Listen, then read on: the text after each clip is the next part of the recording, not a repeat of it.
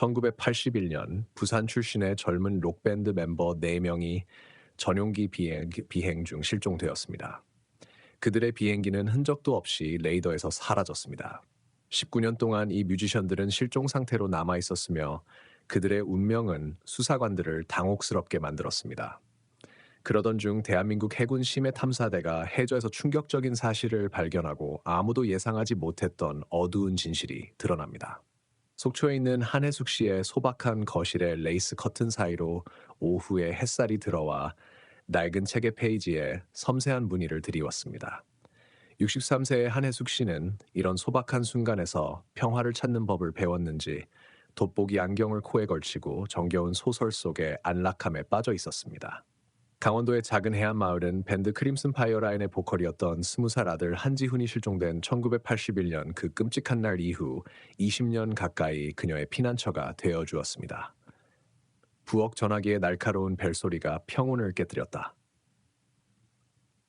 해숙은 한숨을 쉬며 조심스럽게 호출 번호를 표시한 뒤 안락의자에서 일어났고 미끄러운 발 밑에 리놀륨이 차갑게 느껴지는 부엌으로 향하는 동안 관절이 약간 뻣뻣해졌습니다. 여보세요. 텔레마케터나 잘못된 번호일 거라고 예상하며 그녀는 대답했습니다. 한 부인? 목소리는 정중하고 공식적이었습니다. 대한민국 해군 박중령입니다. 아들 한지훈 씨와 관련하여 속초 경찰서에서 전화가 왔습니다. 해숙 씨는 숨이 턱 막혔다. 19년 만에 이런 전화를 받을 줄은 꿈에도 몰랐기 때문입니다. 무슨 일이시죠? 부인, 아드님과 밴드가 실종될 당시 타고 있던 전용기로 추정되는 비행기를 회수했습니다. 부산 해군기지로 오셔야 합니다. 그 말에 해숙은 한 방을 맞은 것 같았다. 해숙은 주먹이 하얗게 변한 채 주방 카운터를 움켜쥐었다. 나 장난할 시간 없어요. 그녀가 날카롭게 말했다.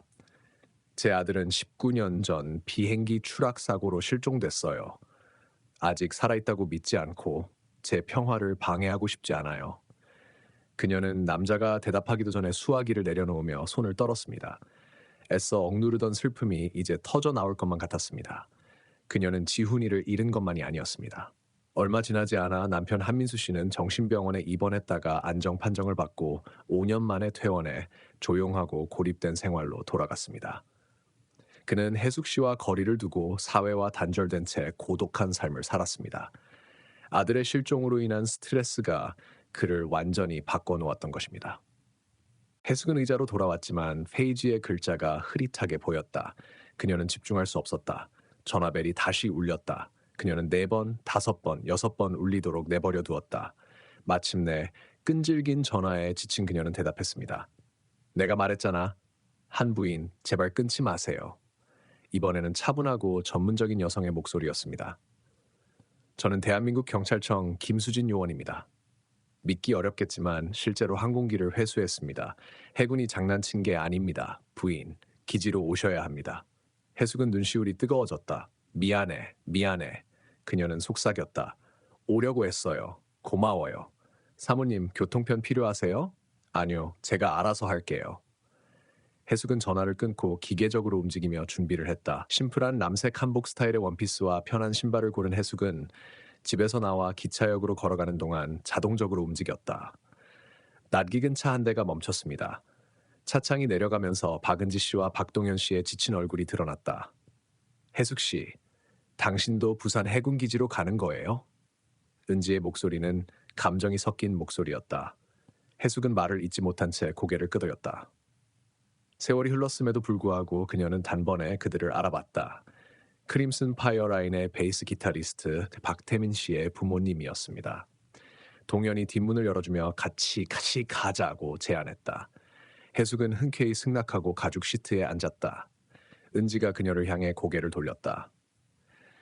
민재 이모와 삼촌인 김씨네도 오고 있어요. 민재 부모님은 2년 전에 돌아가셨어요. 그리고 준호 사촌인 이씨네도 올 거예요. 부모님은 이미 노환으로 돌아가셨어요. 몇 시간이 걸렸고 은지가 간간히 킁킁거리는 소리와 함께 긴장된 침묵이 흐르고 있었다. 해숙은 창밖으로 스쳐 지나가는 강원 해안선을 바라보았습니다. 마침내 부산 해군기지에 도착했을 때 경비는 압도적이었다. 해군 요원, 경찰, 지역경찰, 감식반, 그리고 탐사과학자로 보이는 사람들까지. 김수진 요원이 배지를 반짝이며 정문에서 그들을 맞았습니다. 그녀는 해숙이 예상했던 것보다 젊었고 날카로운 눈빛으로 아무것도 놓치지 않았습니다. 모두 와주셔서 감사합니다. 힘들다는 거 알아요. 그녀는 그들을 이끌고 기지를 가로질러 탁탁 트인 들판으로 나갔다. 해숙은 민수의 사진 속 제트기와 똑같은 비행기를 보자마자 숨이 턱 막혔습니다. 남편은 밴드가 이륙하기 전 필름 카메라로 사진을 찍어두었는데 슈팅 스타 시절을 기념하고 싶었던 것입니다. 그는 추억과 경찰 증거를 위해 그 사진들을 현상했습니다. 이제 비행기는 과거의 유령처럼 그들 앞에 놓여 있었습니다. 흰색이었던 동체에는 녹이 슬었고 날개에는 해초가 상복처럼 걸려 있었으며 선명했던 붉은 줄무늬는 이제 갈색으로 희미해졌습니다. 탐험대 수석과학자인 최민규 박사가 앞으로 나섰습니다. 저희는 심해 생태 탐사를 통해 열수구를 탐사하고 있었습니다.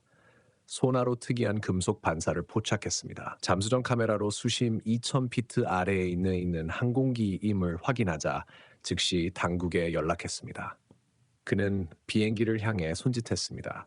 해군과 경찰이 협력하여 우리 연구선의 대형 해상 크레인을 이용해 회수했습니다.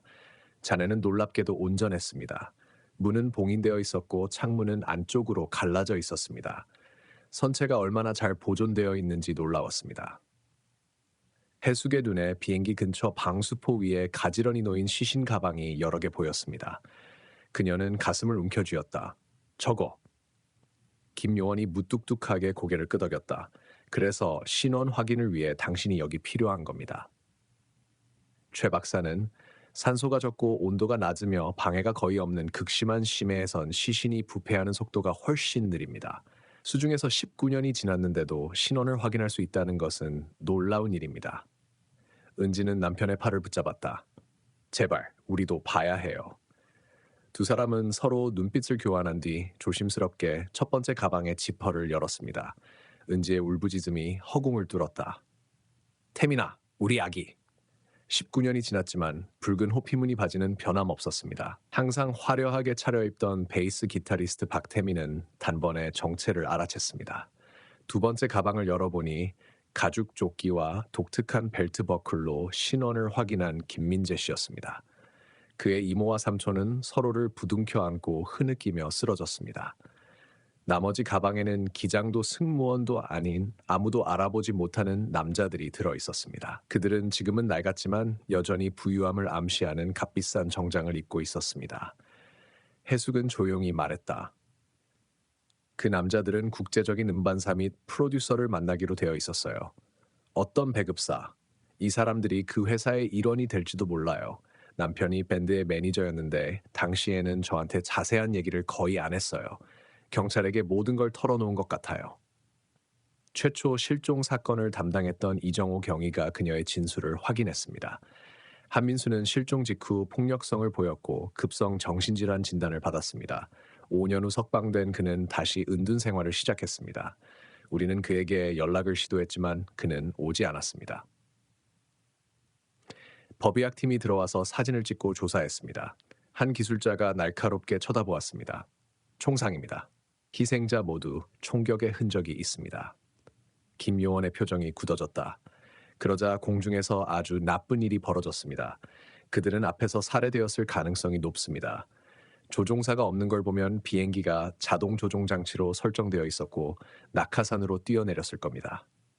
해숙 씨는 절박한 희망의 불꽃을 느꼈습니다.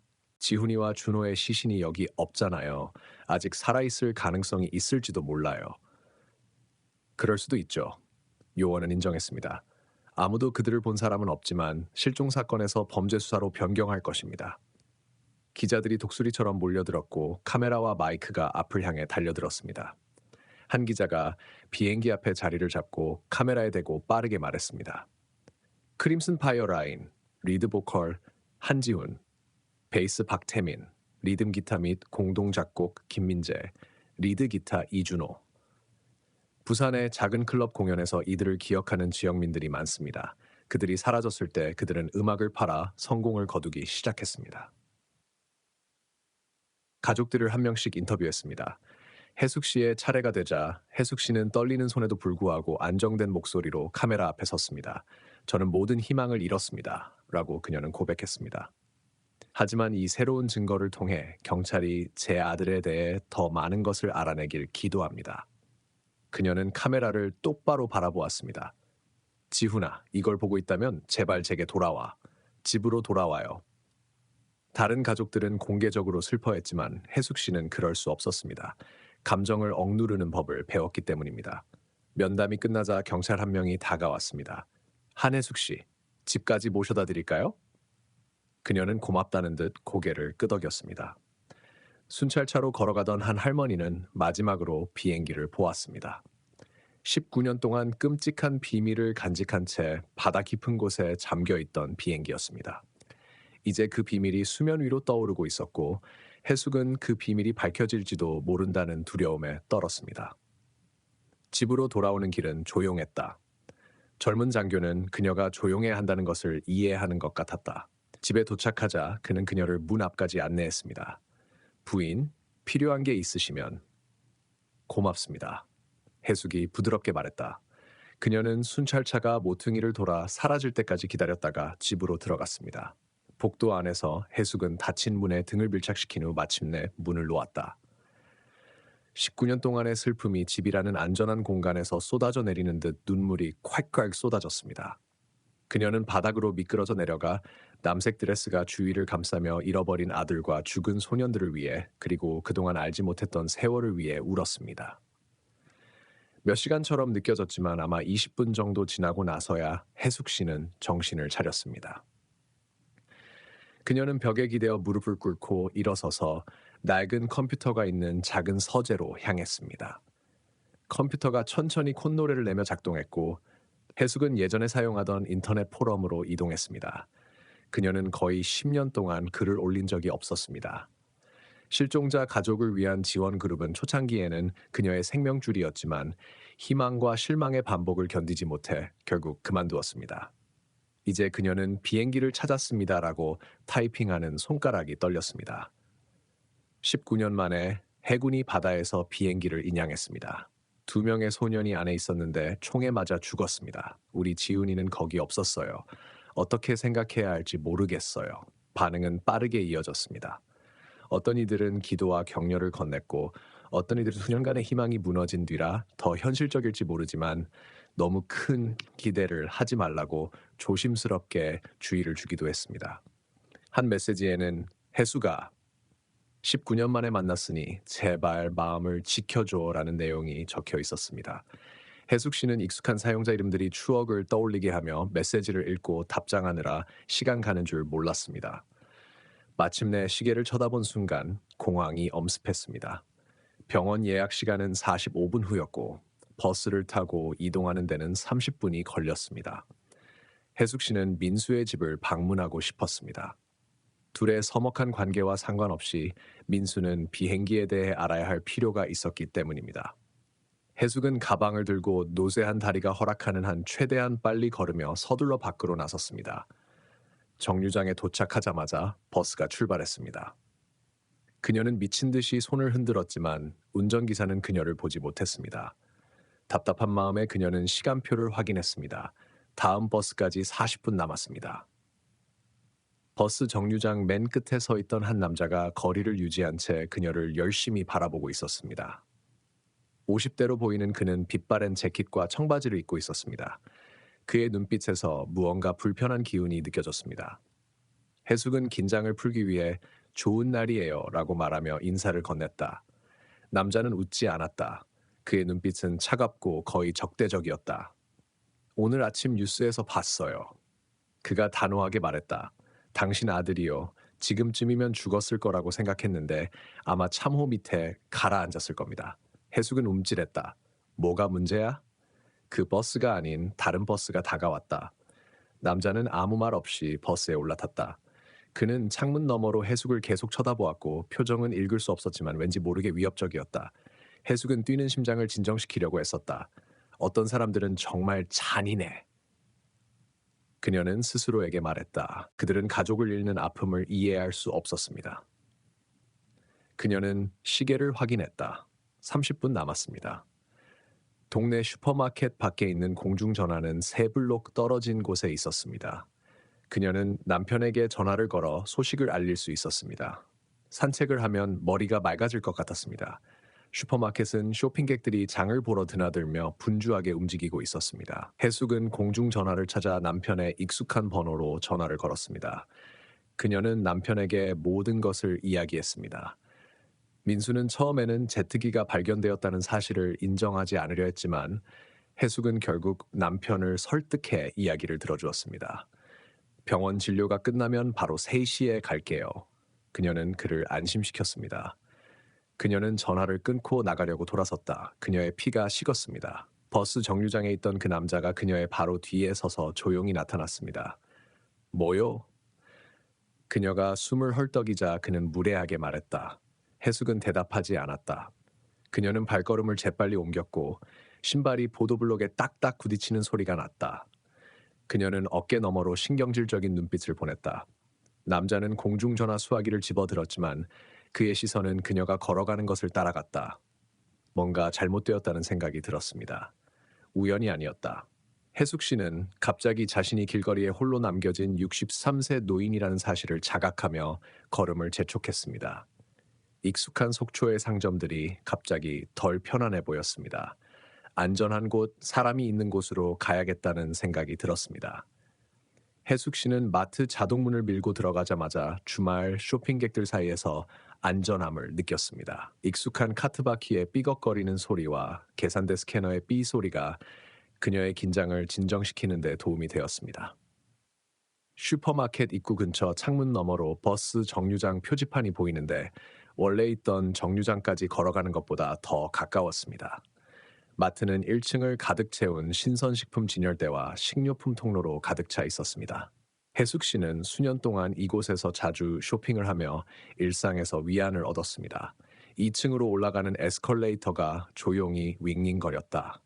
그녀는 레일을 잡고 민수를 생각하며 올라갔습니다. 민수는 내셔널 지오그래픽 잡지를 좋아했는데 지금 이 상태에서도 사진을 보면 마음이 안정되는 것 같았습니다. 2층은 전자제품 코너로 이어졌습니다. 커다란 브라운관 텔레비전에는 불과 몇 시간 전 기자들과 대화를 나누던 자신의 얼굴이 그대로 비춰지고 있었습니다. 뉴스에서는 이미 그 이야기를 다루고 있었습니다. 그녀는 19년 만에 아들에게 집으로 돌아오라고 말하는 자신의 모습이 두입 개의 스크린에 겹쳐지는 초현실적인 광경에 넋을 잃고 잠시 멈칫했습니다.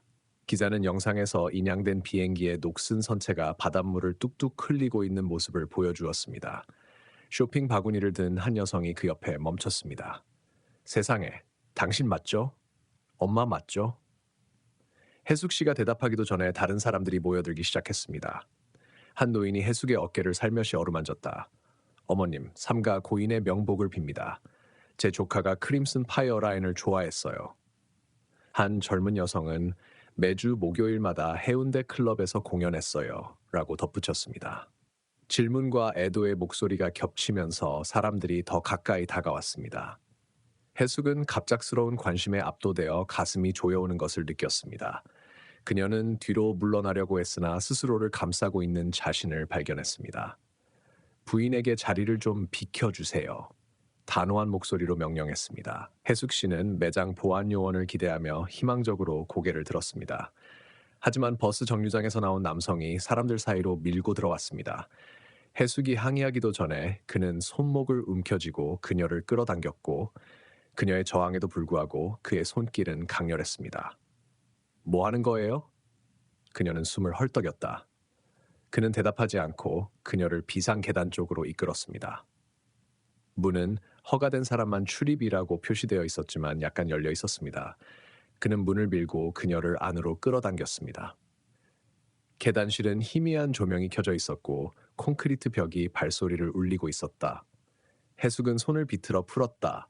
왜 따라오는 거예요? 남자의 표정은 차갑고 프로페셔널했다. 난 당신의 구세주가 아니에요, 아가씨. 당신을 감시하고 메시지를 전달하러 왔어요. 그가 한 걸음 더 다가오자 해숙은 벽에 등을 기대며 말했다. 경찰, 국정원 그 누구에게도 이 사실을 말하면 모든 게 끝날 거예요.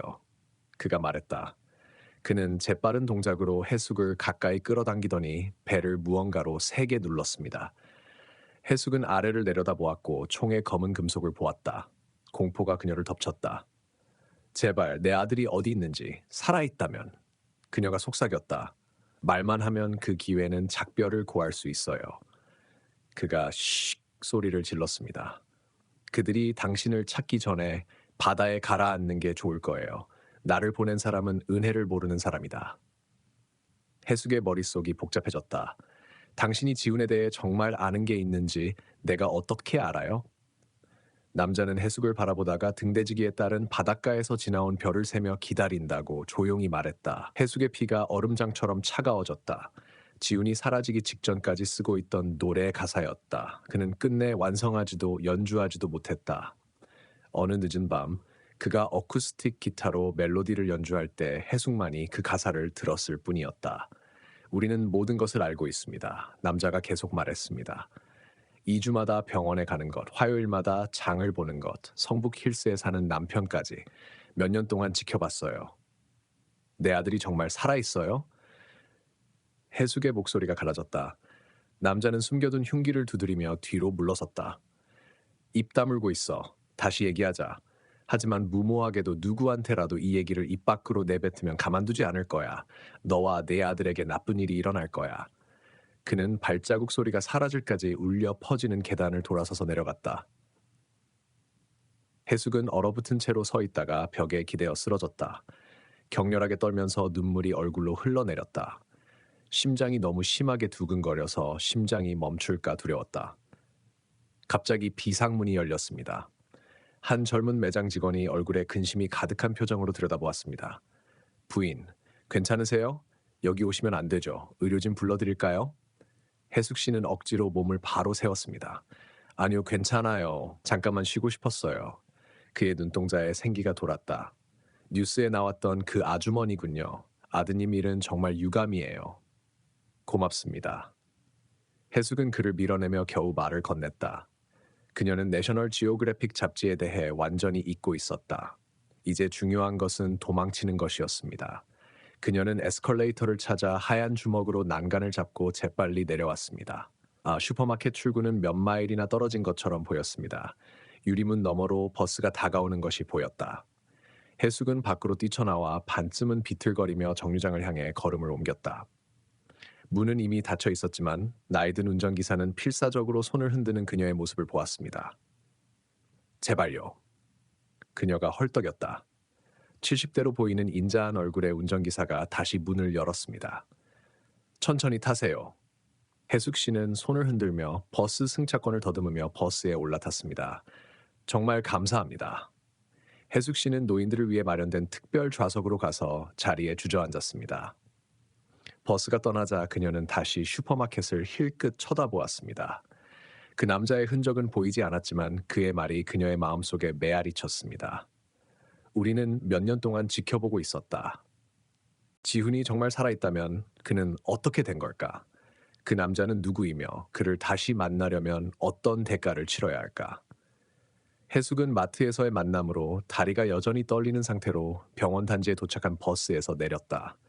익숙한 병원 건물이 눈에 들어왔고 베이지색 벽과 선팅된 창문은 수년간의 일상적인 방문을 증명하는 듯했습니다. 그녀는 접수처에서 체크인을 하고 일반적인 혈압 검사를 거친 후 자신의 이름이 불릴 때까지 대기실에 앉아 있었습니다. 배정민 박사는 언제나처럼 능숙하게 심장약을 검토하고 새로운 처방전을 작성했습니다. 해숙 씨는 스트레스를 피하라는 그의 말은 거의 들리지 않았고 머릿속은 계속 그 남자의 협박과 그 불가능한 노래 가사로 돌아갔습니다. 마침내 처방전 가방을 손에 들고 진료실에서 나왔을 때는 이미 오후에 해가 저물어가고 있었습니다. 그녀는 찢어진 채 병원 밖 버스 정류장에 서 있었습니다. 남자는 아무에게도 말하지 말라고 분명히 경고했지만 민수는 비행기에 대해 알 자격이 있었습니다. 그 모든 일에도 불구하고 그는 여전히 그녀의 남편이었으니까요. 그녀는 남편을 그냥 버릴 수 없었다. 자동차 경적 소리가 그녀의 생각을 깼다. 길 건너편에서 시커먼 세단이 공회전했다. 아까 그 남자가 운전석에 앉아가 고개를 끄덕이며 그녀에게 손짓했다. 해숙의 배는 움찔했다.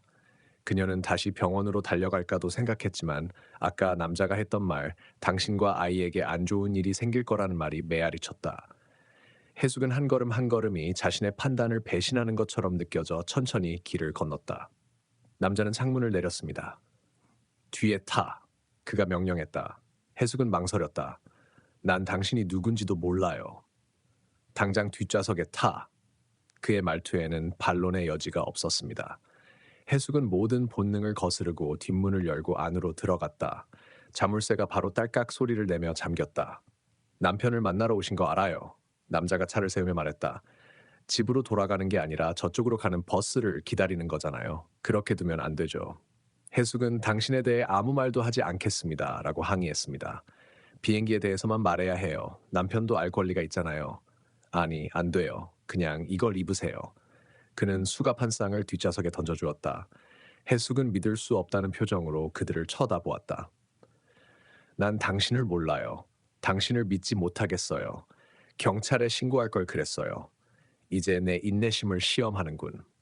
남자는 한 번에 몸을 돌려 그녀의 손목을 잡고 그녀의 몸부림에도 불구하고 수갑을 채웠습니다. 소리내면 여기서 죽여버릴 거야. 남자가 운전을 재개하자 해숙 씨는 공포에 질려 온몸이 마비되었습니다. 속초를 뒤로하고 익숙한 거리는 고속도로로 바뀌었고 우뚝 솟은 소나무가 늘어선 좁은 길이 이어졌다. 몇 시간인 것 같았지만 40분쯤 지나자 차가 겨우 지나갈 정도의 비포장도로로 접어들었다. 나무 사이로 작고 외딴 곳에 창문이 어두운 오두막집이 나타났습니다. 남자는 차를 세우고 여자를 끌어내려 팔을 꽉 잡았습니다. 오두막 안은 곰팡이 냄새와 낡은 연기 냄새가 났고 가구와 돌로 만든 벽난로 외에는 별다른 것이 없었습니다. 왜 이러는 거예요? 해숙이 물었다. 내가 안 나타나면 경찰이 찾아올 거예요. 수색할 거라고요. 저를 영원히 여기 가둘 수는 없어요. 할 수 있어, 할 거야. 이제 당신 자신을 위해 조용히 있어야 해요. 그는 그녀의 소리 없는 항의에도 불구하고 검은색 덕트 테이프 한 롤을 꺼내 그녀의 입에 감았습니다. 그는 담배와 휴대전화를 꺼내 들고 밖으로 나갔다. 해숙은 창문 너머로 그가 말하는 걸 지켜보았다. 그녀가 쳐다보는 것을 알아차린 그는 귀에 들리지 않게 더 멀리 자리를 옮겼다. 해숙은 수갑을 풀어보았지만 관절염이 있는 그녀의 손으로는 도저히 풀 수 없는 전문가용 수갑이었다. 목구멍에서 공포가 올라왔다.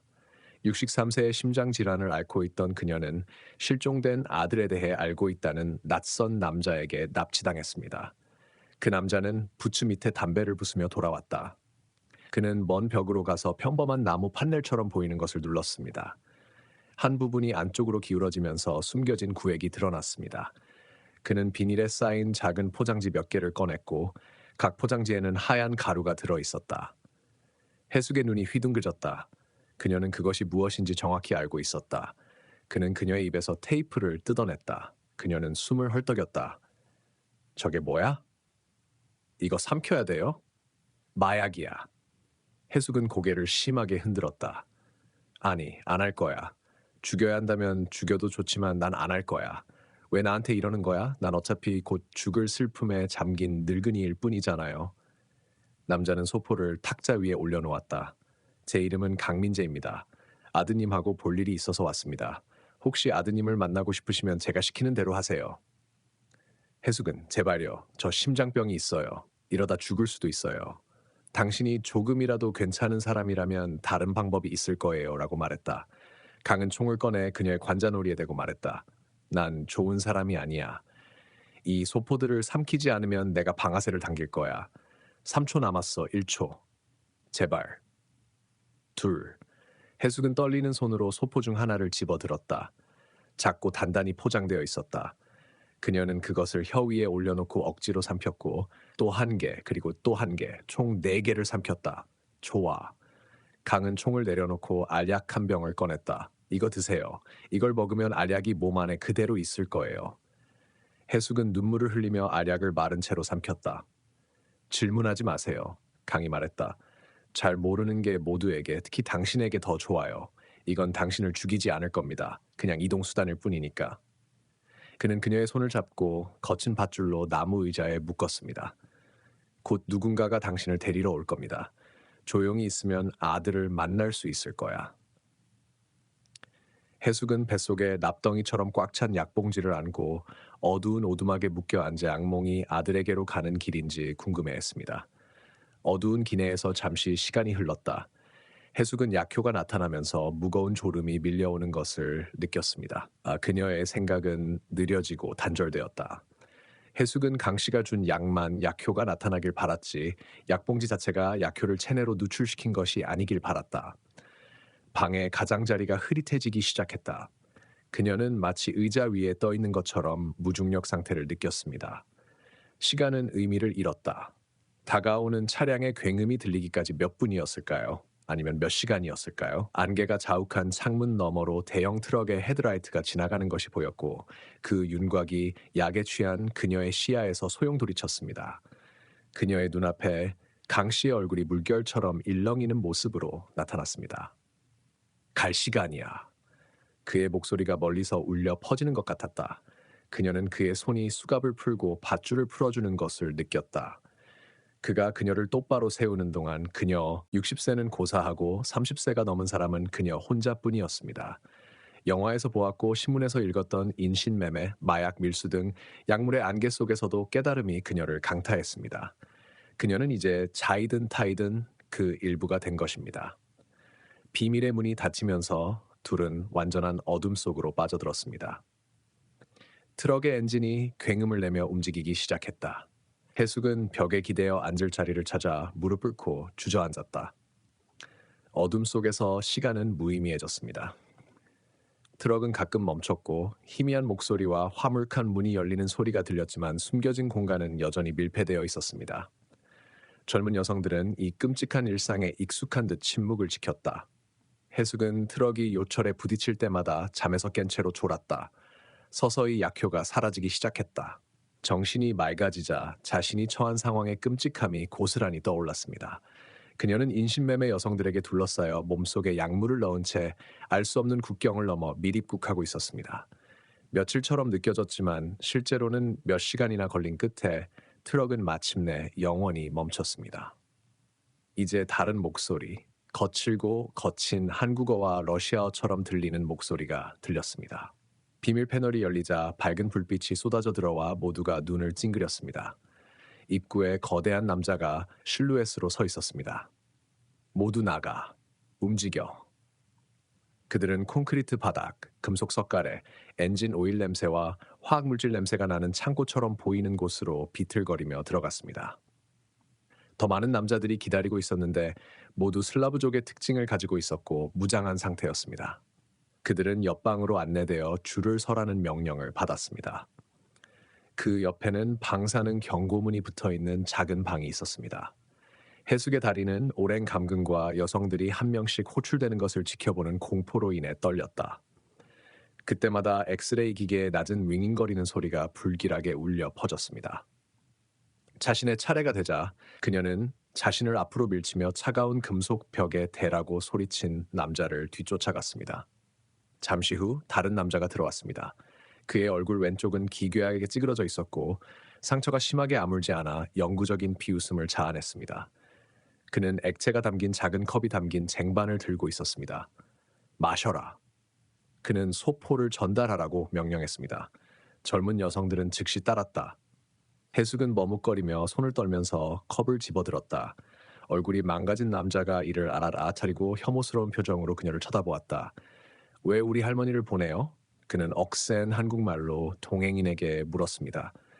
서 있기도 힘들고 짐이 겨우 내게 안 들어갔어요. 모르겠어요. 다른 한 명이 대답했습니다. 사장님께 물어봐야죠. 얼굴이 망가진 남자는 숨이 턱까지 차오른 해숙에게 가까이 몸을 기울였다. 마셔, 할머니. 안 마시면 내가 마시게 할 테니까. 해숙은 쓴 액체를 삼켰다. 마음속으로 그녀는 강을 믿은 자신을 저주했다. 그 오두막에서 강이 자신을 속에 놔뒀어야 했다면 적어도 빨리 끝났을 텐데 이제 그녀는 괴물들의 자비에 홀로 남겨졌다. 노파를 보리스에게 데려다 주겠다. 얼굴이 망가진 남자가 말했다. 그가 그녀를 상대하죠. 다음번에는 똑바로 서지도 못하는 약탈당한 할머니는 안 된다는 메시지를 공급업체에 보내면 되겠지. 이건 결함이 있는 제품이에요. 다른 여성들은 공허한 눈으로 해숙을 바라보았다. 동정심을 느끼기에는 너무 많은 것을 보았기 때문이었다. 남자는 그녀의 팔뚝을 움켜쥐고 손가락으로 깊숙이 파고들었다. 그녀의 얇은 근육은 아무런 보호 장치도 되지 않았고 그녀는 그의 소나기가 뼈에 부딪히는 것을 느꼈다. 비켜요. 그가 그녀를 문 쪽으로 끌고 가며 명령했다. 해숙은 다시 햇빛을 볼 수 있을지, 이 악몽 같은 여정이 정말 지훈에게로 이어질지, 아니면 이 남자와 마주친 다른 많은 사람들처럼 그냥 사라질지 궁금해하며 비틀거리며 걸음을 옮겼다. 그들은 방을 나와 일련의 복도를 따라 걸었고 각 복도는 이전보다 더 어두웠다. 얼굴이 망가진 남자는 해숙의 팔을 꽉 붙잡고 놓지 않았다. 마침내 그는 병든 피부처럼 페인트가 벗겨진 검은 문 앞에 멈춰 섰다. 그가 문을 잡아당겨 열자 어둠 속으로 내려가는 계단이 드러났다. 한 계단씩 내려갈 때마다 온도가 떨어졌습니다. 아래쪽에는 또 다른 검은 문이 기다리고 있었다. 남자는 문을 밀고 해숙을 밀어 넣었다. 해숙은 비틀거리며 넘어질 뻔했지만 남자는 다시 팔을 잡아 일으켜 세웠다. 그녀를 맞이한 방은 붉은 벽과 붉은 바닥으로 이루어진 악몽 같은 공간이었다. 그리고 그녀는 날고기와 인분, 정화조와 섞인 도살장의 악취가 물리적인 타격처럼 그녀를 덮쳤을 때 공포에 질려 깨달았습니다. 방 중앙에는 세 명의 여성이 일렬로 무릎을 꿇고 눈을 가리고 재갈을 물린 채 손을 등 뒤로 묶여 있었습니다. 그들은 떨었지만 아무 소리도 내지 않았습니다. 한 남자가 그들을 등지고 서서 총을 들고 첫 번째 여성의 머리를 조준했습니다. 유리, 기다려. 보리스는 어딨어? 얼굴이 망가진 남자가 외쳤다. 그가 이 일을 처리해야 해. 공급책이 노파를 운반책으로 보냈어. 유리라는 남자가 돌아서자 해숙의 세상이 기울었다. 19년이라는 세월이 흘렀지만 상황은 달랐지만 그녀는 그 얼굴을 단번에 알아봤다. 아들의 친구이자 크림슨 파이어라인의 리드 기타리스트인 이준호였습니다. 나이를 거의 먹지 않은 그의 앳된 얼굴은 지금도 여전히 소년 같았다. 두 사람의 눈이 마주쳤을 때 그의 얼굴에서 인상이 번쩍 떠올랐고 곧바로 놀라움이 이어졌습니다. 저기, 해숙이 말을 꺼냈다. 준호는 큰 소리로 목청을 가다듬으며 그녀의 말을 끊었다. 재갈, 눈가리개, 지퍼 타이 가져와. 그는 얼굴이 망가진 남자를 향해 소리쳤다. 당장. 물건들은 순식간에 준비되었다. 준호는 연습한 듯 능숙하게 움직이며 해숙에게 재갈을 물리고 눈을 가리고 마지막으로 비닐 타이로 손목을 고정했다. 그의 손놀림은 그녀의 차고에서 기타를 치던 부드러운 소년과는 달리 안정적이고 프로페셔널했다. 보리스에게 데려다 줄게요. 준호가 말했다. 그에게 맡기세요. 그는 얼굴이 망가진 남자의 손에 총을 쥐어주었다. 이 세 명으로 끝내. 해숙은 눈을 가리고서도 남자의 쾌감을 느꼈다. 다 끝났어. 준호의 손이 해숙의 팔을 감쌌고 아까의 남자보다 부드러웠지만 여전히 단단했다. 그는 그녀를 문으로 추정되는 곳으로 안내했다. 뒤에서 발자국 소리와 여자의 나지막과 다음으로 지퍼 타이가 절단되어 손목이 풀렸습니다. 마지막으로 차가운 손가락이 눈가리개를 들어 올렸다. 해숙은 형광등 불빛에 눈을 깜빡였고 심장이 멈췄습니다. 지훈은 19년 만에 해숙의 아들 앞에 무릎을 꿇었습니다. 그녀의 아들, 예전과 똑같은 긴 웨이브 머리였지만 지금은 흰머리가 희끗희끗해졌습니다. 낯선 사람들이 종종 백색증으로 오해했던 창백한 피부도 그대로였습니다. 도톰한 입술과 깊은 눈매, 더 늙고 단단해졌지만 틀림없이 지훈임에는 틀림없습니다. 지훈아, 정말 너야? 해숙의 목소리가 갈라졌다. 그녀는 고개를 돌려 준호를 바라보며 자신이 의심했던 것을 확인했다. 준호 씨 맞죠? 강히 약속을 지켰네. 지훈은 조용히 말했다. 준호가 비웃었다. 알렉세이 볼코프보다 더 사악한 놈이야. 지훈이 말했다. 해숙의 눈이 사무실을 훑어보았다. 책상 위 명패에는 매니저라고 적혀 있었다. 그녀는 속이 울렁거렸다. 무슨 일이야? 둘 다 이 사람들 밑에서 일해요? 설명할 시간이 없어요. 지훈이 다급하게 말했다. 그리고 아무도 우리가 친척이라는 걸 알면 안 돼, 알았지? 해숙이 대답하기도 전에 밖에서는 러시아어와 한국어로 고함을 지르는 사람들, 날카로운 총소리, 비명소리 등 아수라장이 펼쳐졌다. 준호는 순식간에 움직이며 사무실 문에 달린 데드볼트를 던졌다. 지훈은 서류 캐비닛으로 가서 서랍을 열고 권총 두 자루를 꺼냈다. 해숙이 책상 위에 놓인 전화기를 발견했습니다. 경찰에 신고해야 해요. 경찰이 우릴 구해줄 거야. 우리 일상으로 돌아갈 수 있어. 안 돼요, 엄마. 지훈의 목소리는 딱딱했다. 이제 이게 우리 삶이야. 뭐? 강희 부하들이 여길 점령하고 있어. 강희 편을 들면 엄마랑 다시 만나게 해주겠다고 약속했어.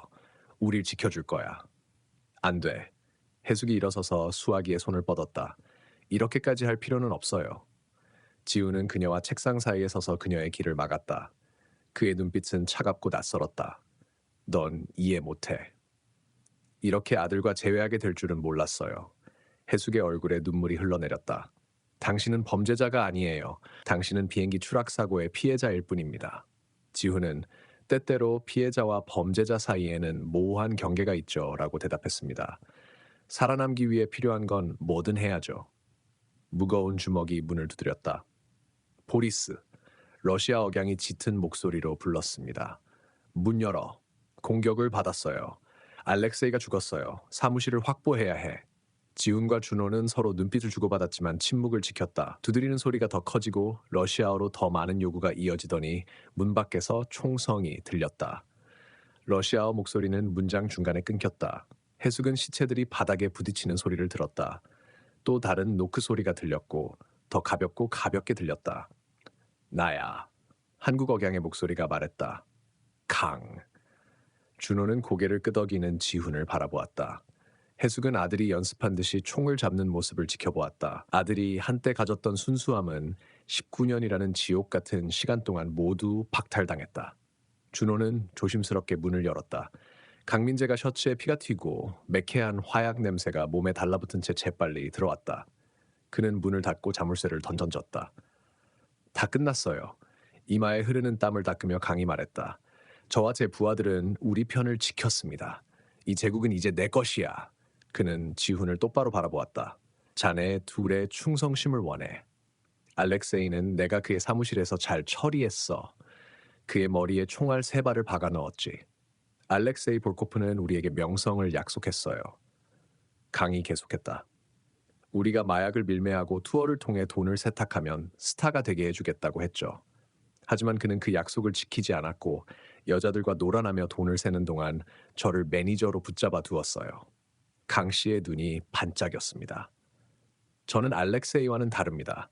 우리가 얘기했듯이 이 제국은 계속 유지하되 너희를 다시 진짜 밴드로 만들어서 너희가 마땅히 누려야 할 명성을 되찾아 줄 거야. 마약은 걱정하지 말고 더러운 돈만 내게 보내줘요. 그게 우리가 얘기한 대로 거래의 끝입니다. 준호가 앞으로 나섰습니다. 우리 부모님은 안 데려왔잖아요. 2분 다 돌아가셨어요. 강은 퉁명스럽게 말했다. 몇 년 전에 돌아가셨죠. 하지만 지훈이와의 약속은 지켰어. 해수기를 데려왔어. 지훈은 엄마한테 한 짓이 마음에 안 들었다며 엄마를 놀이개로 삼아 소포를 삼키겠잖아. 도대체 무슨 생각으로 그랬어? 내 어머니는 내 아버지를 만나러 가려고 했어. 강이 반박했다. 제가 뭘 하길 바랐나요? 만약 어머니가 아버지에게 말했더라면 알렉세이에게 전화해서 작전 전체를 날려버렸을 거예요. 우리 계획이 전부 물거품이 됐을 거예요. 그는 날카로운 어조로 해숙을 노려보았다. 그리고 내가 그 소포를 삼키게 하지 않았다면 여기 당신 사무실까지 오지도 않았을 겁니다. 소각장으로 바로 내려갔을지도 몰라요. 그의 시선은 그녀에게 머물렀다가 지훈에게로 옮겨졌습니다. 설득하기가 너무 어려웠어요.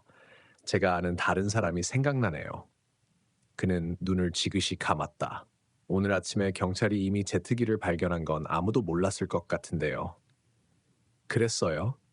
준호는 충격을 받은 표정으로 물었다. 아직 우리 아는 소식이 전해지지 않았어요. 해숙이 떨리는 목소리로 말했다.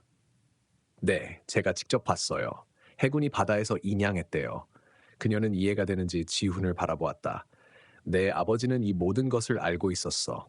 지훈은 한숨을 쉬었다. 얘기하자면 길어요. 나중에 다 설명할게요. 그의 눈은 다시 한번 총 근처를 맴도는 강 씨의 손을 훑어보았다. 우리가 약속한 대로 약속을 지킬게요. 제 역할을 다하겠습니다. 강이 손을 내밀자 지훈은 꽉 쥐었지만 팽팽한 긴장감으로 손을 잡았다. 미안해요, 엄마. 지훈이 낮은 목소리로 말했다. 하지만 이렇게 해야 다시 함께할 수 있고 안전할 수 있어요. 해숙은 배신감의 무게가 그녀를 덮치자 입을 꽉 움켜쥐었다.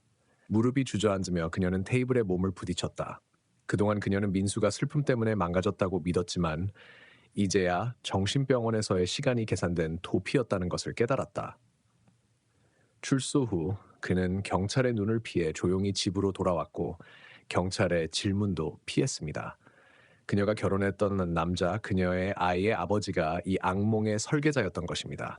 그리고 이제 그녀는 아들마저 잃게 되었습니다. 세 사람은 시신 처리, 청소부, 알렉세이의 부하들 중 누구를 돌릴 수 있고 누구를 제거해야 하는지 등 물류에 대해 논의하기 시작했습니다. 그들은 마치 사업 합병을 계획하는 것처럼 아무렇지 않게 살인에 대해 이야기했다. 해숙의 눈은 바로 뒤 테이블 위에 놓인 전화기를 발견했다. 김수진 요원의 전화번호가 그녀의 기억 속에 새겨져 있었다. 남자들이 음모를 꾸미는 동안 그녀는 천천히 책상 쪽으로 다가갔다. 그녀는 수화기를 손가락으로 감쌌다. 그녀는 수화기를 조용히 들고 전화를 걸기 시작했다. 안 돼. 강이 그녀를 발견하고 총을 뽑았다. 지훈은 해숙의 손에서 전화기를 빼앗으려고 달려들었다. 어머니 하지 마세요. 하지만 해숙은 필사적으로 붙잡았다. 수화기가 연결되고 경찰청 김수진입니다라는 김 요원의 목소리가 들렸다. 강 요원의 손가락이 방아쇠를 조였다. 모든 것이 슬로우 모션으로 진행됐다. 준호는 강 씨를 향해 돌진했다. 총이 발사됐다. 지우는 어머니와 총알 사이에 몸을 던졌다. 그 충격으로 지우는 빙글빙글 돌았고 가슴에 피가 흘렀다. 그는 해숙의 품에 쓰러졌다. 살려줘요. 해숙이 수화기에 대고 소리쳤다. 살려줘요. 준호는 총을 바닥에 내리치며 강 씨를 덮쳤다. 준호는 단숨에 총을 집어들고 한 번, 두 번, 세 번, 네 번, 다섯 번 쏘아댔다. 총알은 정확했고 강 씨의 가슴과 머리에 정확히 박혔다. 강은 피를 흘리며 구겨졌다. 준호는 해숙의 떨리는 손에서 전화기를 뺏었다. 이준호입니다. 그가 재빠르게 말했다. 실종된 밴드 멤버 중 한 명인 크림슨 파이어라인의 리드 기타리스트 이준호입니다. 리드 보컬인 한지훈 군과 어머니 해숙 씨와 함께 왔어요 라고 말했다. 그는 재빨리 그들의 위치를 알려주었습니다. 지훈이가 총에 맞았어요. 피를 많이 흘리고 있어요. 알렉세이 볼코프는 죽었지만 아직 강 부하들이 남아있어. 당장 전술팀을 보내주세요. 김 요원은 팀이 출동 중이라고 말했다. 안전한 곳을 찾아서 바리케이드를 치고 몸을 숨기세요. 준호는 전화를 끊고 곧바로 무거운 서류 캐비넷을 끌며 문 앞에 바리케이트를 치기 시작했다. 해숙은 지훈을 바닥에 주저앉힌 채 상처 부위를 손으로 꾹꾹 누르고 있었다. 손가락 사이로 피가 스며들어 따뜻하고 무서웠다. 나랑 같이 있어줘. 그녀가 애원했다. 제발 자기야 내 곁에 있어줘. 지훈의 눈은 깜빡거렸고 호흡은 얕고 힘겨웠다. 피가 셔츠에 스며들어 바닥에 고여 있었다. 밖에서는 몇 대가 아니라 함대 전체가 다가오는 것 같은 사이렌 소리가 들렸다. 전술팀이 나머지 범인들과 교전을 벌이는 동안 창고 안은 총성이 울려 퍼졌습니다. 해숙은 아들의 피가 묻은 손으로 상처 부위를 계속 압박했습니다. 그녀는 그 어느 때보다 간절히 기도하며 아이를 살려달라고 하나님께 간청했습니다. 밖에서 들려오는 총소리는 점점 커지다가 서서히 잦아들었다. 몇 시간처럼 느껴졌던 몇 분이 지나갔습니다. 마침내 문 너머로 목소리가 들려왔습니다. 경찰 전술팀이다. 건물은 안전합니다. 준호는 서류 캐비넷을 옮기고 문을 열었습니다. 완전한 장비를 갖춘 전술 경찰들이 쏟아져 들어왔습니다. 의료진이 필요해요. 한 명이 피를 보며 외쳤다. 지하 빨간 방은 확인했나? 준호가 다급하게 물었다. 소각로요? 이상 없습니다. 한 장교가 확인했다. 시설 전체가 안전합니다. 구급대원들이 들 것을 들고 달려왔다. 그들은 조심스럽지만 재빨리 해숙 씨를 옆으로 옮기고 지훈 씨를 치료하기 시작했습니다. 다른 팀이 강 씨를 확인했지만 이미 손을 쓸 수 없는 상태였습니다. 한 구급대원이 사망했다고 발표했습니다. 머리와 몸통에 여러 발의 총상을 입었고 출혈이 심합니다. 한 경찰관이 준호에게 다가왔습니다. 누가 쏜 거죠? 제가 쐈어요. 준호가 안정적으로 말했다. 우리 모두를 죽이려고 했어요. 그들은 지훈을 들것에 실었다. 해숙은 피투성이가 된 손을 떨며 그 뒤를 따라 창고 안으로 들어갔다.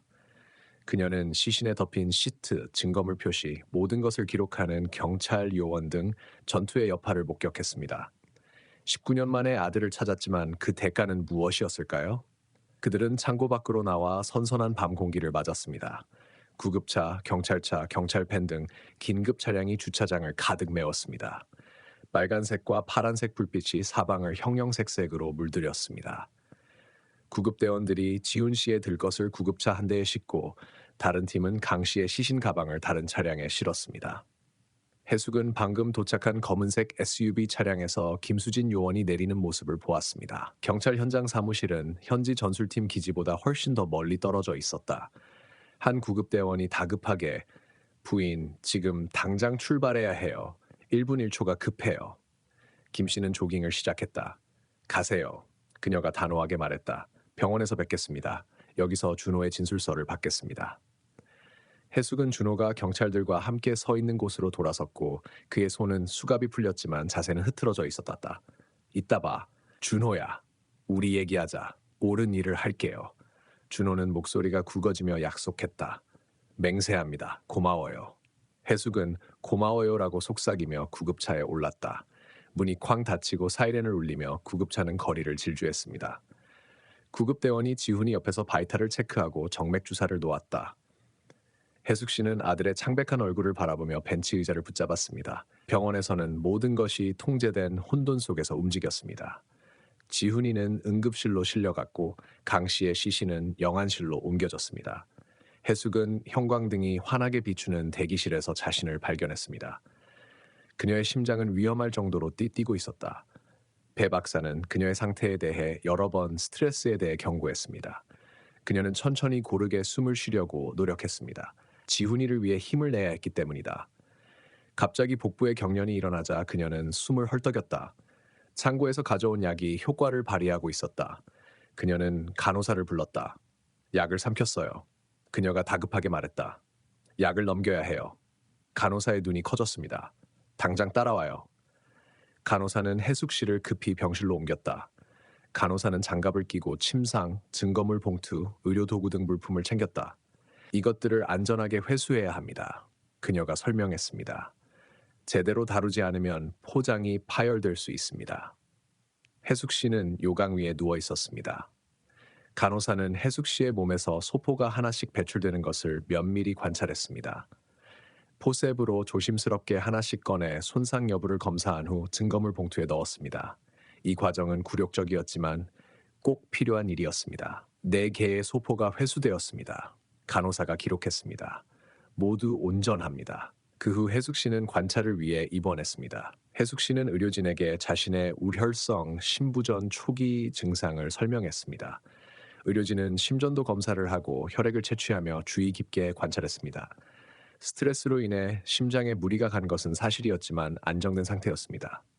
몇 시간 후 해숙 씨가 병원 침대에 누워 있을 때 김수진 에이전트가 파트너와 함께 도착했습니다. 의사 선생님이 알려주셨어요. 김 요원이 담담하게 말했습니다. 강민재는 다발성 총상으로 인한 대량 출혈로 사망했습니다. 그리고 지훈이는 김 대표의 표정은 심각했습니다. 살아있지만 혼수 상태입니다. 수술 중에 2번이나 쓰러졌지만 다시 살려냈어요. 위독하지만 안정된 상태입니다. 피를 엄청나게 많이 흘렸어요. 해숙 씨는 눈을 감았다. 살아있어서 다행이다. 준호는 우리에게 모든 것을 말해줬어요. 김 씨는 계속 말했습니다. 완전히 협조적이었어요. 1981년에 무슨 일이 있었는지 알고 싶으세요? 해숙 씨는 고개를 끄덕였다. 아들은 설명할 기회가 없었어요. 김혜숙은 노트를 꺼냈다. 준호 씨 말에 따르면 남편 민수 씨가 매니저였다고 하더군요. 개인 제트기를 타고 축하 여행이라며 밴드를 초대했고 해외 배급사와의 계약도 약속했다고 하더군요. 그녀는 잠시 말을 멈췄습니다. 하지만 기내에서 그들은 알렉세이 볼코프를 만났어요. 민수는 밴드가 투어를 통해 마약 자금을 세탁하고 티켓 판매와 상품을 통해 카르텔 자금을 조달하겠다는 진짜 의도를 밝혔다. 해숙은 마음이 아팠다. 민수가 계획한 거야? 지훈과 태민이 거부하자 민수와 2명의 카르텔 조직원이 무기를 꺼내들었어요. 싸움이 벌어졌다. 태민은 반격하려다 총에 맞았다. 민재는 무전교신을 시도했다는 이유로 처형당했습니다. 하지만 지훈은 민수의 아들이라는 이유로 목숨을 건졌다. 준호는 자신의 가족을 보호해준다면 협조하기로 했습니다. 그는 자신이 항상 귀여워서 사람들이 좋아한다고 말했습니다. 알렉세이는 그 점을 돈 세탁 작전에 활용할 가치가 있다고 판단했습니다. 김 씨는 이어 남편은 지훈에게 알렉세이를 위해 일하라고 설득했고 거절하면 죽이겠다고 협박했다. 살해 후 알렉세이는 증거를 폐기해야 했습니다. 알렉세이의 부하 중 한 명인 조종사는 울릉 분지를 향해 자동 조종 장치를 설정했습니다. 그들은 낙하산을 타고 알렉세이의 일행이 대기하고 있는 곳으로 내려갔어요. 왜 19년 동안 발견되지 않았을까요? 비행기는 동해 상공의 대부분의 레이더를 피해 저공 비행을 했습니다. 1981년에는 레이더에 빈틈이 있었죠. 비상 신호기도 제거됐고 추락 지점은 당시의 복구 기술로는 너무 깊은 곳이었어요. 해숙 씨는 펑펑 울었습니다.